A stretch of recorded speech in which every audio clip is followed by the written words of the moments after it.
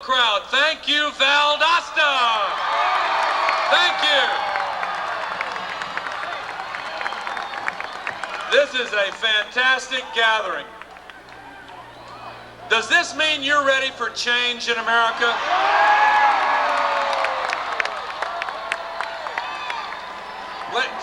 Ladies and gentlemen, I want to thank my good friend Pierre Howard.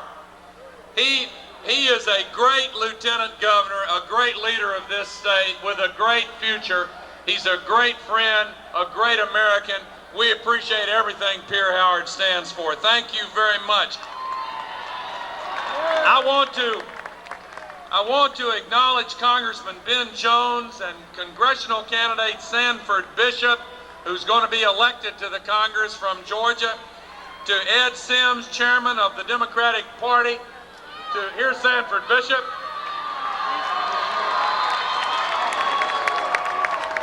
Gordon Giffen, who is chairman of the Georgia Clinton-Gore campaign. Fred Deloach, who is chairman of the County Commission, and Lois Turner, state senator. Willie Rayford from the City Council. David Sumner, chairman of the local Democratic Party, and his father Paul Sumner, and County Commissioner Norman Bennett, and newly elected Commissioner Minnie Martin, and the other distinguished guests who are present this evening. It is great to be here and to see this tremendous crowd. I'm telling you, we have had a great day traveling across the state of Georgia. You know, President Bush continually refers to Georgia as that small southern state. Well, to begin with, Georgia's the 11th largest state in our union, but second of all, you would think that he has something against people like Bill Clinton and me who come from this part of the country. Now, when Bill Clinton sewed up the nomination, somebody said they can't again nominate somebody from the South. And then when he asked me to run with him, a lot of people said, you cannot possibly have both the presidential and vice presidential nominees from this part of the country. Well, let me tell you, this small southern state may have a message for them. Our part of the country is ready for leadership in the United States of America. We're ready for change.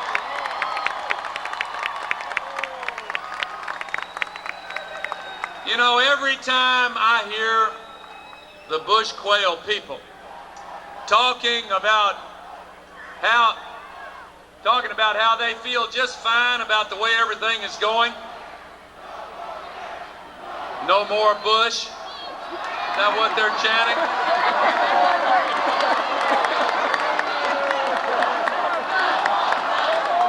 We're going to give you that chance.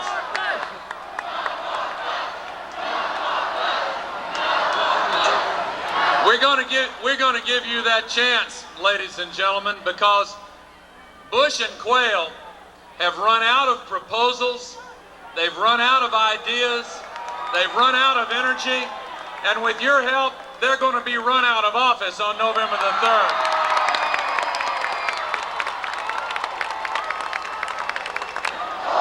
You know, since they've been in there, they have compiled, in the words of Pierre Howard, the worst economic performance since the Great Depression. In fact, there are tens of thousands fewer jobs today than there were 4 years ago when they took over. In other words, if George Bush went out to Hollywood and made a movie, he would have to call it, Honey, I Shrunk the Economy. And you know what the sequel would have to be called? Honey, I Blew Up the Deficit, because he's doubled it in just 4 years' time. Ladies and gentlemen, since Bush and Quayle have been in there, unemployment has gone up. Personal income has gone down. The budget deficit has gone up. Housing starts have gone down. Bankruptcies have gone up. Real wages have gone down. The trade deficit has gone up. Consumer confidence has gone down. everything that should go down has gone up, and everything that should go up has gone down. They've got it upside down, and we're going to turn it right side up.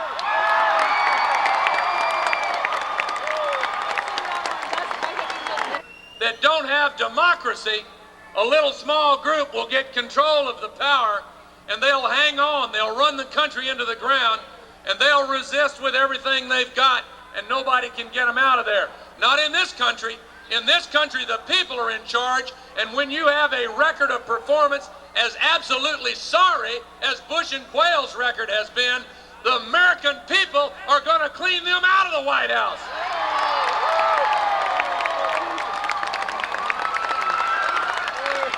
They think they've got the formula.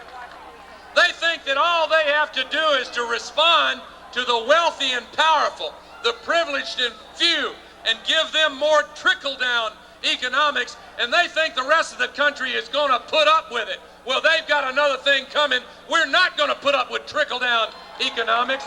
We're tired of it. We are ready. We are ready for someone who is ready to fight for the average working families for a change. That's what we need in the White House. Now, let me tell you about Bill Clinton. You know his story.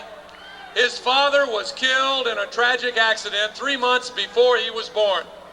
He worked his way up, worked his way through college, took a great education, and instead of making a personal fortune, went back to his home state to help the families in the circumstances from which he came. And he went to work on education and health care and creating jobs. He's created good high-wage jobs in manufacturing at 10 times the national average.